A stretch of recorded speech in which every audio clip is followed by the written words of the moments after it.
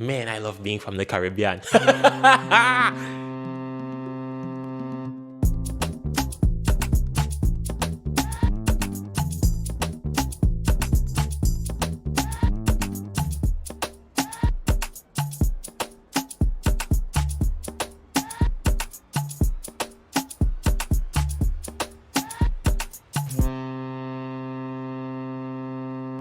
Por la mañana café, por la tarde don.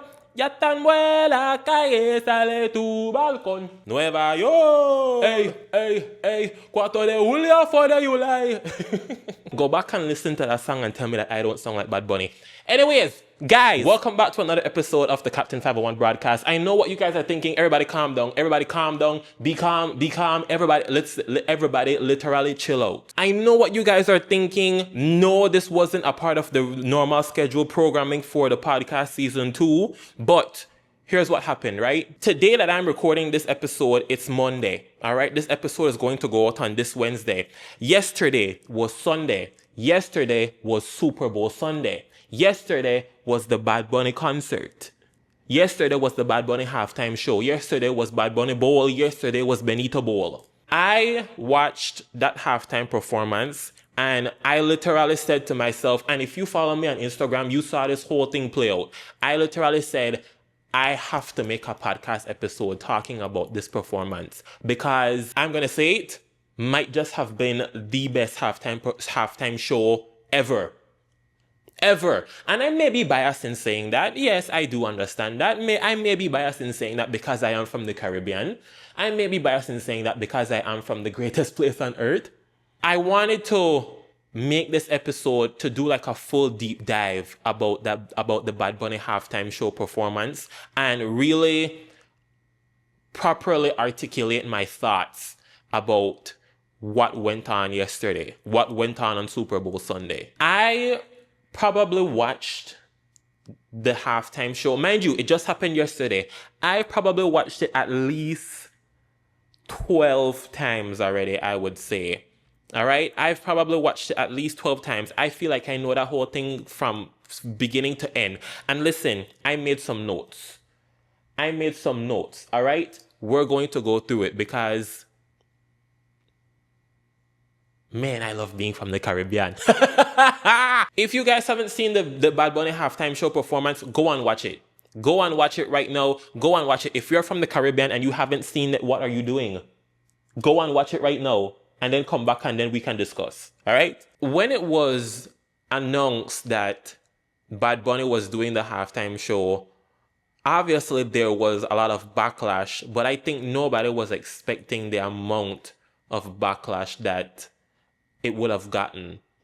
Unnecessary backlash, I would say. And it's so, given the political climate that we're in right now in America, it just really felt needed that he was the perfect person to do this halftime show performance. And I will say, I know that he understood the amount of pressure, the amount of backlash, and the amount of... He understood the weight that it would have carried for him to do this performance at this time in life, in the world. And given the amount of pressure that was placed on him, he did an excellent performance. Excellent performance. And of course, if you're from the Caribbean, you automatically caught all of the different elements, all of the different Easter eggs that connected that halftime show to the Caribbean. I said this on my Instagram story because, like I said, like if you follow me on Instagram, you saw the whole thing play out from the moment I started watching the performance to the moment that I saw the Belize flag. Every single element was beautifully executed. Every single element was well done. The Caribbean was on full display at the Super Bowl. The Super Bowl show starts off with the sugarcane plantation, the sugarcane field. I saw the sugarcane field and I was like, oh, we're in Orange Walk. Oh, the Super Bowl is taking place in Orange Walk and Bad Bunny is Orange Walk. Orange Walk is at the Super Bowl halftime show. The Bad Bunny concert is happening in Orange Walk at the sugarcane fields. Shut up. Every single element of this show felt intentional. And this was the first thing that we see. And again, it was essential. It was intentional.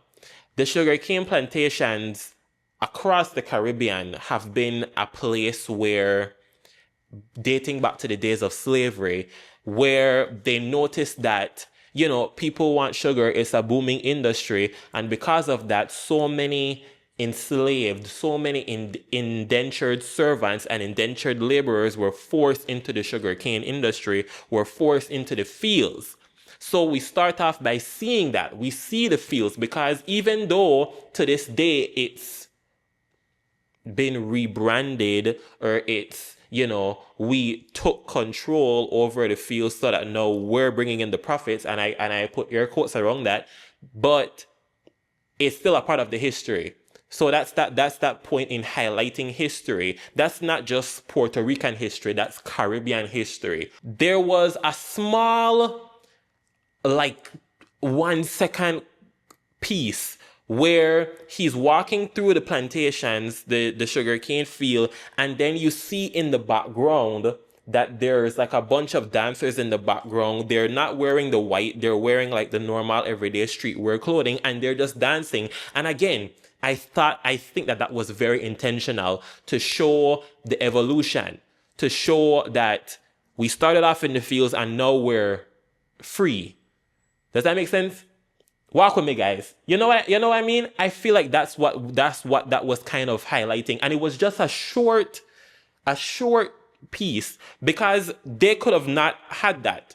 There was, you know, like they could have gone without that. There wasn't any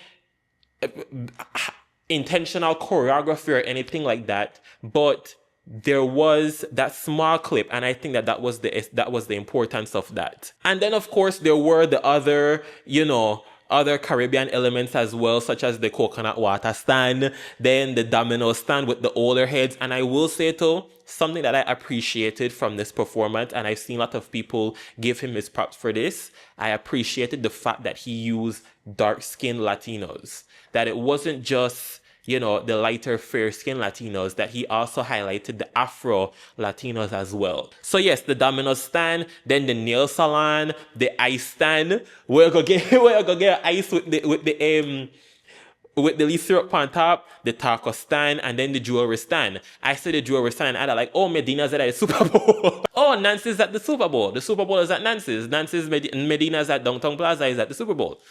Bad Bunny is at Medina's. And then, of course, the iconic house that we've been seeing throughout the tour made its appearance at the Super Bowl, because, of course, the house has to be there. Of course, the house has to be there. And who is standing and who is dancing in front of the house other than Cardi B, Jessica Alba, Karol G, Pedro Pascal? And another thing, too, that I liked was the dancing, because there was choreography that was a part of the whole halftime show, but there were parts of the show where people were just dancing. There wasn't any like coordination to it. The people were just dancing, which I think is also an element of Caribbean culture. When we hear good music, we just dance. We don't need no choreography. We don't need no coordination. We just dance. As we're now continuing through, I also would say I thoroughly enjoyed the set list. He starts off with Tite me preguntó si tú no mucha novia, which I think is like his most recognizable song. So of course it made sense to open up with that. And again, everything was so intentional. It wasn't like he said, okay, I'm just going to pick all of my number one songs, my best performing songs, and I'm going to perform them. No, because then later on through the show, we see that he has some that weren't, you know, like the biggest songs, but because of the importance, it made an appearance. Then we had the wedding, a full-on Latin wedding.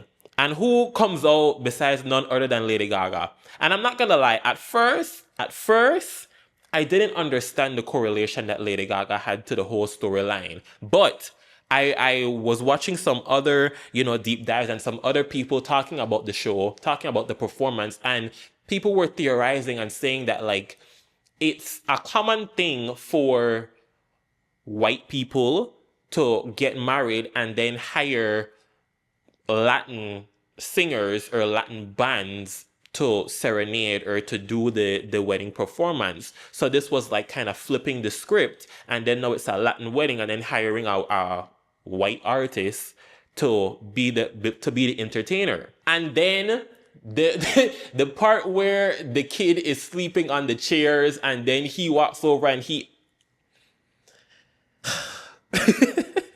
that is Caribbean essence. Anybody who's a part of the Caribbean, who has been to a Caribbean party, who has grown up in the Caribbean, they know about that. They know about that. Where you pull two chairs together, and because the older people, they enjoy the party, you have to pull two chairs together and go sit down and go sleep. Go lay down and go sleep. And then later in the night, then they call wake you up. Because now they're ready to go home. After you don't get a full hour and a half of sleep, now they're ready to go home. After this part now, they go into Nueva York. When I tell you, I almost lost my mind. I almost lose my mind. All right? Because, all right, Nueva York and Café Con Ron, and also, Debated Almas Fotos, those would have to be my top 3 off of the album. And I knew that he was going to perform Nueva York because Nueva York is a very politically challenging song. So I was like, of course he's going to perform Nueva York, but you don't know like exactly where it's going to be. When when they shout out that Nueva York, gone. During the performance of Nueva York as well, there was also a part where in the background they had like the market, and then they also had the barber shop, and then like on the side you could see that there was a woman getting her hair braided, and it wasn't inside the shop, it was outside, like on the street side, which again is Caribbean essence. That's the essence of the Caribbean, because how many times have we seen that? How many times have we experienced that? Where, you're getting your hair done on the side. You're not gonna know salon. You're not gonna know, beauty parlor. You get it done from the side from somebody who you know. No, this part right here, the part where he hands the Grammy to the kid, that to me was the entire essence of what this show meant. That to me is textbook definition of the American dream. I believe that this whole performance was his story of sharing the American dream and how he himself fulfilled that dream. Because you have the small child, the little boy, sitting with his parents watching Bad Bunny receiving the award, receiving the Grammy for Album of the Year.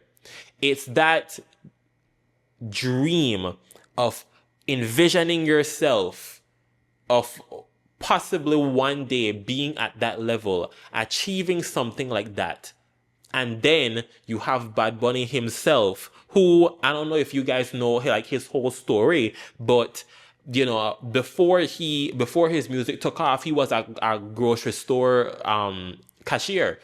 Like he was like at the checkout, scanning the items, putting them in bags, and now he is the most streamed artist ever. He is quite literally a product of the American dream. He went from being a grocery store cashier making minimum wage to now having Album of the Year, a Grammy for Album of the Year, and the most streamed album ever. One of the biggest artists ever. That to me is the definition of the American dream. That you could vision yourself being in that position and then actually being there. You could dream of wanting to be there and then actually getting it. And I think that was so important. And I think that it was essential that he won the Grammy the week before and included that in the performance. There was also a point in the show to where he says in Spanish, he says, I have the translation, he says, my name is Benito Antonio Martinez Ocasio, and today I'm here at the Super Bowl because I never stopped believing in myself. A product of the American dream. It's I'm going to say this right, and I'm going to be so serious, all right? I need you all to take me very seriously. I need to meet Bad Bunny. I need to have a conversation with Bad Bunny. Now, after Nueva York, we have none other than Ricky Martin. Ricky Martin, Latin music legend, who is sitting on one of the two plastic chairs that we see in the album cover that, you know, it's been talked about since the album was revealed, how essential those two plastic chairs are to Caribbean people. I think also bringing out Ricky Martin as opposed to like, you know, Daddy Yankee or J Balvin or whoever, bringing out Ricky Martin, considering the state of the world right now, was again very intentional. We then now move over to the power lines. Bad Bunny and the electrical workers are on the power lines, and he sings El Aragon. Is that the name of the song? El Apagón. I hope I'm pronouncing that right. El Apagón, which literally translates to the electricity crisis or something like that. But it was highlighting the electricity crisis that is happening in Puerto Rico. And I think, to be honest, it's happening across the Caribbean. There was a point in time where, because I was doing like some research about it, there was a point in time where I think Puerto Rico went like months without having proper electricity. So this was like bringing light to that. This was shedding light on that. And let me make sure of the translation. The power outage. El Apagón means the power outage. And again, like I said, that wasn't one of his bigger or well-known songs, but he intentionally chose to sing it to highlight the problem that's going on, to highlight the crisis. Then now, we switch over to none other than Café con Ron. This was the moment that literally, like, we were watching it and I literally had to like brace myself because I could feel myself levitating.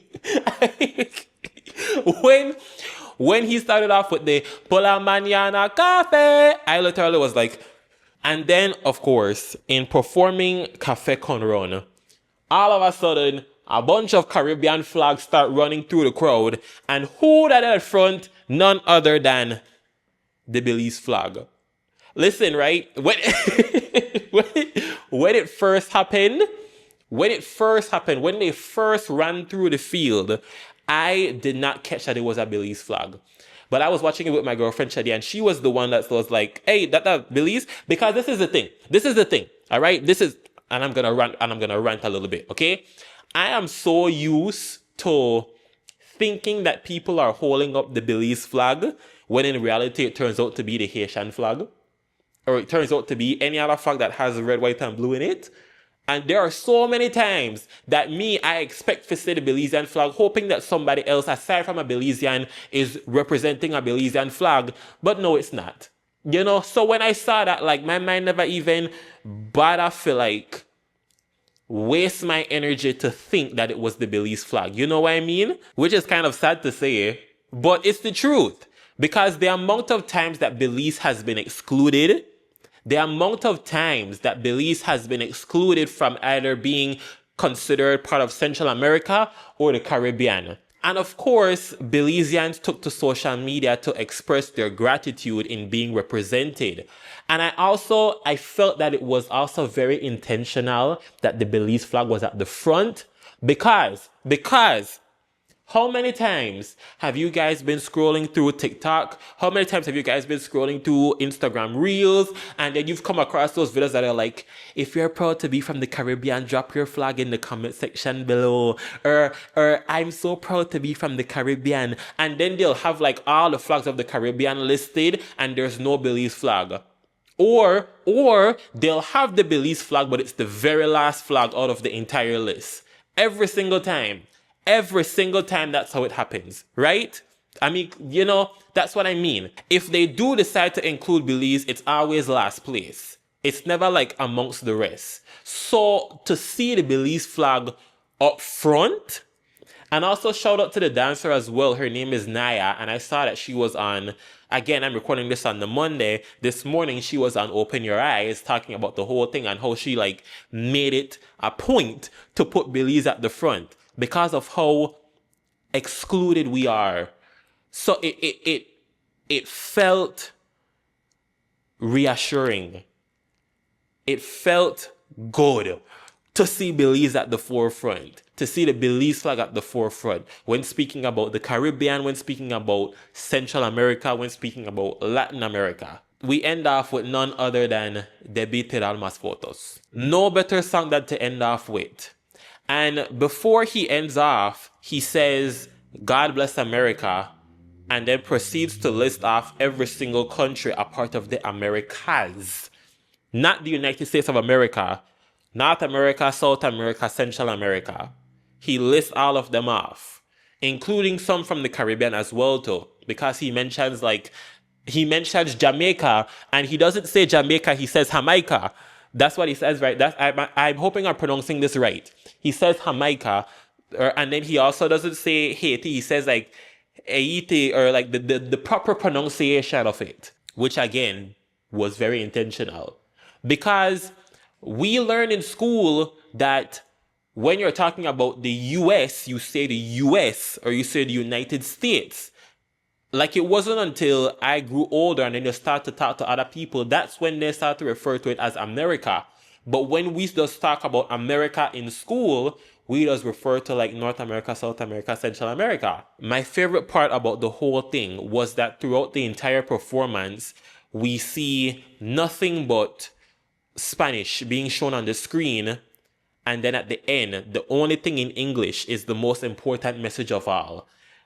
The only thing more powerful than hate is love. And then they end off by singing the song, and then they parade off into the and then they parade off to the exit.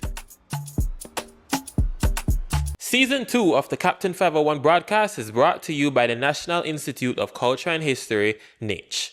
NICH is Belize's premier cultural institution dedicated to empowering contemporary and traditional creatives, nurturing their talents, and recognizing their roles as catalysts for change in our communities, safeguarding both our tangible and intangible heritage. The NICH vision to create a Belize that embraces and promotes our cultures, our values, our identity, our prosperity in our global community is brought to life through a diverse array of programs and initiatives. You can learn more about the resources provided by NICH by visiting the Museum of Belize or the Museum of Belizean Art located in Belize City, the various houses of cultures located countrywide, as well as visiting nichbelize.org or other websites and tools such as the 501 Academy and Access 501.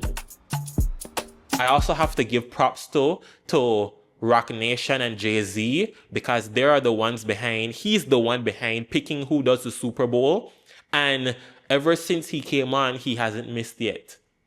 He hasn't missed with a performer yet. Like I said, this performance, him being a performer, was significant considering the political climate. And also, somebody had highlighted too that they made a big deal about having a Latino performing at the Super Bowl, when in reality, they're performing in a place named San Francisco, in a state named California, which was kind of ironic. I also enjoyed this performance from a media production point of view, right? You guys know I'm studying media production. So when I tell you I dissected this performance, and listen, let's get into it, right? It was beautifully shot. And there were some points that I was like, oh, they really paid attention when it came to, when it came to how they shot this. Because, like I said in the beginning, with that 2-second clip of the people dancing in the background, there was also a point too where I had talked about the child that fell asleep on the chairs. There was a point when Lady Gaga was performing, it was like a quick thing where they zoomed out and it was like a drone shot showing the entire roof that they were performing on. And you could see They zoomed out at the exact moment that the child literally like yawns and then goes to lay down on the chairs. When I tell you I dissect this performance, go back and watch it. Go back and watch it. When I saw that, I was like, oh yeah, they everything was so intentional. I could only imagine how many months it took them to prepare for something like this. My other camera died, but I've reached a flow state with my thoughts right now. I can't stop and wait for that battery done charge. So I'm gonna finish on this camera, right? So yes, we were talking about the media production point of view when watching this performance. One thing that I really enjoyed and appreciated was the Spike Lee dolly shot. And a lot of people have talked about this. It's in the same part of the performance where he talks about, I'm here because I didn't give up on myself. He's standing on this dolly that has the camera like right in his face, and he travels along the field, and it gives this impression that he's sort of like floating, which again aligns with what he's saying, because it's like I've reached this level in my life where I can speak highly of myself because I didn't give up on myself, which beautifully done. Like, I truly commend the camera team for what they've done with this whole production. And like I said, I cannot imagine how many months of preparation this took. There are few artists that I truly am deeply moved and inspired by. My number one, of course, and you guys know this, is Beyonce, because of the amount of dedication, because of the details, the attention to details, and also she has a story to tell, and she is very particular about how she tells it. She's very intentional with the way how she tells it. For example, ever since Lemonade, that was such a culturally significant album. Then you had The Gift. Then you had Renaissance. Then you had Cowboy Carter, which was her most, artistically challenging and thought-provoking album to date. And I regret not doing a deep dive on Cowboy Carter, to be honest, in season 1, because I should have. But it's never too late, to be honest. And best believe when May 29th comes and Act 3 comes out, I will be making a deep dive. So be on the lookout for that. You can expect that from me. I know Bad Bunny's songs. I've never been a stan, but I think I am now. And I'm not just saying this like, oh, I'm a Bad Bunny stan. No, like, I genuinely mean it. Like, he is one of the artists who he has a cultural story to tell, and he's very intentional with the way how he tells it. He's kind of up there with Beyonce for me now, which is a big thing. Like, me saying that is a big thing, because I've never had somebody on that same level as Beyonce for me before. So me saying that's a big thing. All right? Like, him and Beyonce, I feel like they're the type where I could just listen to what they have to say, to just listen to their story, and I'll just be like in awe. Like, there's things to learn. There's information to learn. And of course, when you create such thought-provoking bodies of work, there's going to be backlash. I mean, just saw the amount of backlash that Beyonce got from the Cowboy Carter tour, from the Cowboy Carter album and tour. I can't imagine what will happen when Act 3 comes out. But that's what I mean. And they have the story to tell, and regardless of the backlash, they're going to tell it. Regardless of what people say, they're going to tell it. In my opinion, I feel like Cowboy Carter from Beyonce, Kendrick Lamar's Super Bowl performance from last year, and Bad Bunny's Super Bowl performance from this year, they're all on the same timeline. They're all in the same cinematic universe, because they're all telling a story. They're all proving a point, and they're all challenging what's going on right now in the world. I said this on my story too, on my Instagram story too. I choose to be Caribbean in every lifetime, because this culture is rich.